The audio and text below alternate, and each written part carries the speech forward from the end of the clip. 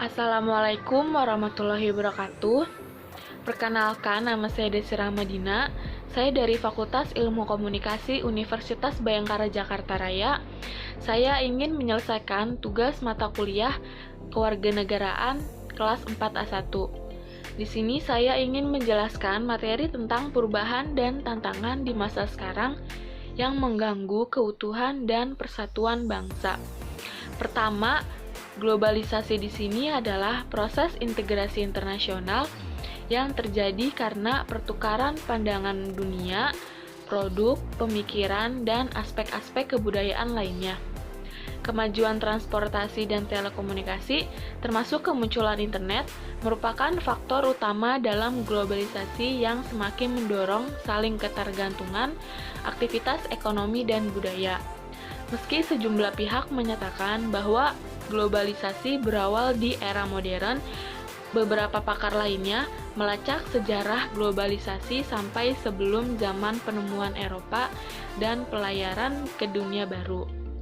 Ada pula pakar yang mencatat terjadinya globalisasi pada milenium ketiga sebelum Masehi, pada akhir abad ke-19 dan awal abad ke-20. Keterhubungan ekonomi dan budaya dunia berlangsung sangat cepat. Istilah globalisasi makin sering digunakan sejak pertengahan tahun 1980-an dan lebih sering lagi sejak pertengahan 1990-an. Pada tahun 2000-an, Dana Moneter Internasional mengidentifikasi 4 aspek dasar globalisasi. Yang pertama itu perdagangan dan transaksi, lalu yang kedua pergerakan modal dan investasi, terus selanjutnya migrasi dan perpindahan manusia, dan yang terakhir itu pembebasan ilmu pengetahuan. Selain itu, tantangan-tantangan lingkungan seperti perubahan iklim, polusi air dan udara lintas perbatasan, dan pemancingan berlebihan dari lautan juga ada hubungannya dengan globalisasi. Lanjut, di sini ada tantangan persatuan dan kesatuan. Berdasarkan istilah persatuan dan kesatuan sendiri berasal dari kata satu yang berarti utuh atau tidak terpecah belah. Persatuan dapat diartikan sebagai perkumpulan dari berbagai komponen yang membentuk menjadi satu. Sedangkan kesatuan merupakan hasil perkumpulan tersebut yang telah menjadi satu dan utuh. Sehingga kesatuan erat hubungannya dengan keutuhan. Dengan demikian, persatuan dan kesatuan mengandung arti bersatunya macam-macam corak yang beraneka ragam menjadi satu kebetulan yang utuh dan serasi. Bangsa Indonesia memiliki sejarah yang panjang berada dalam masa pemerintahan kolonial atau penjajahan. Kondisi ini telah melahirkan cita-cita akan masa depan yang sama dan merasa memiliki perasaan senasib untuk bebas dari cengkraman bangsa penjajah. Perasaan senasib sepenanggungan ketika sama-sama hidup di alam penjajahan menjadikan mereka bersatu pada bangkit atau berjuang melawan penjajah tanpa memandang latar belakang suku, agama, dan asal-usul etnis maupun bahasanya. Lalu masa mendatang membawa banyak perubahan dari berbagai sektor. Perubahan inilah yang harus disiapkan oleh generasi muda dalam menghadapi kehidupan di masa depan. Pasalnya, tanpa persiapan, perubahan di berbagai sektor tersebut tentunya akan membuat para generasi muda kelimpungan untuk beradaptasi dengan beragam perubahan tersebut. Perubahan inilah yang menjadi tantangan di masa depan. Lanjut, dikatakan oleh seorang akademisi di salah satu perguruan tinggi negeri di Bandung, Profesor Dr. Insinyur Sudarso mengatakan ada 4 tantangan hidup yang sedang kita hadapi. Yang pertama itu adalah revolusi teknologi, yang kedua itu generasi baru, lalu yang ketiga itu revolusi ekonomi, dan yang terakhir revolusi sosial. Yang pertama itu contohnya itu yang kini ada di depan mata dan yang tengah berkembang, misalnya mulai dari robot operasi, big data, cetakan 3 dimensi, drone, dan teknologi lainnya. Pemanfaatan robot tersebut di ruang operasi sudah mulai banyak digunakan untuk memotret satu daerah, satu lokasi, dan satu tempat menggunakan drone tersebut agar lebih efektif dibandingkan dengan bantuan satelit. Lalu yang kedua itu keberadaan generasi masa depan. Ciri-ciri generasi tersebut adalah kebebasan, teliti, integritas, kolaborasi, hiburan, dan yang terakhir itu kecepatan. Generasi ini cenderung menyukai kebebasan dan enggan untuk diatur atau ditekan. Selanjutnya, yang menjadi tantangan ketiga adalah revolusi sosial.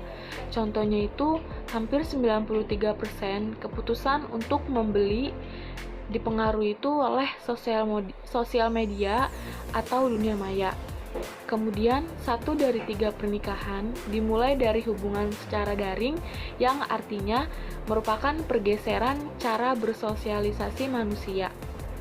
Terakhir adalah revolusi ekonomi yang kini bergerak ke bidang bisnis web. Untuk revolusi ekonomi, zaman dulu kita berada pada era industri, kemudian menjadi perusahaan yang memperluas jaringannya menjadi multinasional. Dan sekarang bisnis web kemudian memiliki kerjasama secara massal. Selanjutnya di sini ada tantangan yang akan mengganggu keutuhan wilayah dan persatuan bangsa. Yang pertama itu ada disintegrasi melalui gerakan-gerakan separatis berdasarkan sentimen kesukuan atau pemberontakan akibat ketidakpuasan daerah terhadap kebijakan pemerintah pusat tersebut.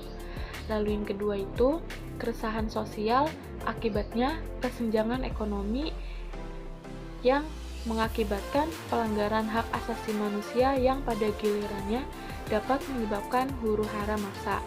Lalu yang ketiga itu upaya pergantian ideologi Pancasila dengan ideologi lain yang ekstrim atau tidak sesuai dengan jiwa dan perjuangan bangsa Indonesia. Yang keempat, penggulingan pemerintah yang sah dan konstitusional. Lalu yang kelima itu munculnya pemikiran memperluas daerah otonomi khusus tanpa alasan yang jelas, hingga persoalan-persoalan yang muncul di wilayah perbatasan dengan negara lain. Yang keenam, pemaksaan kehendak golongan tertentu berusaha memaksakan kepentingannya secara tidak konstitusional, terutama ketika sistem politik tidak berhasil menampung aspirasi yang berkembang dalam masyarakat. Lalu yang ketujuh, potensi konflik antar kelompok, baik perbedaan pendapat dalam politik maupun dalam masalah politik. Yang kedelapan, melakukan korupsi, nepotisme. Sangat merugikan negara dan bangsa karena akan mengancam dan menghambat pembangunan nasional. Yang ke-10, kesenjangan ekonomi. Pemerataan pendapat yang tidak adil antar kelompok dan antar daerah. Lalu yang ke-10, ada kemudahan mengakses berita hoax yang merupakan tantangan yang sedang kita alami saat ini. Salah satu tantangan di masa sekarang yang dapat mengganggu keutuhan wilayah dan bangsa adalah dampak dari globalisasi tersebut. Saat ini, mudahnya kita dapat mengakses informasi dari mana saja dan kapan saja, secara efisien dan efektif. Namun, berbagai kemudahan ini tidak serta-merta memberikan dampak positif saja. Tentunya ada banyak ancaman dan tantangan di balik itu semua. Misalnya, penyebaran berita bohong atau hoax yang mudah didapatkan. Berita semacam ini dapat mengakibatkan disintegrasi bangsa. Sebagai solusinya, ada tindakan yang dapat kita lakukan. Yang pertama itu adalah rasa toleransi. Dengan menumbuhkan rasa toleransi sejak dini, kita dapat menghambat proses disintegrasi, karena melalui tahap toleransi, kita bisa saling pengertian dan menemukan titik tengah dari setiap permasalahan. Lalu yang kedua, menanamkan nilai-nilai Pancasila. Sebagai bangsa Indonesia yang memiliki jiwa sebangsa dan setanah air dan rasa persaudaraan, perlunya kita menanamkan nilai Pancasila agar tercipta kekuatan dan kebersamaan di kalangan rakyat Indonesia. Lalu yang terakhir, meningkatkan ketahanan rakyat dalam menghadapi usaha-usaha pemecah belahan dari ancaman luar. Sekian materi yang dapat saya sampaikan. Kurang lebihnya mohon maaf. Wassalamualaikum warahmatullahi wabarakatuh.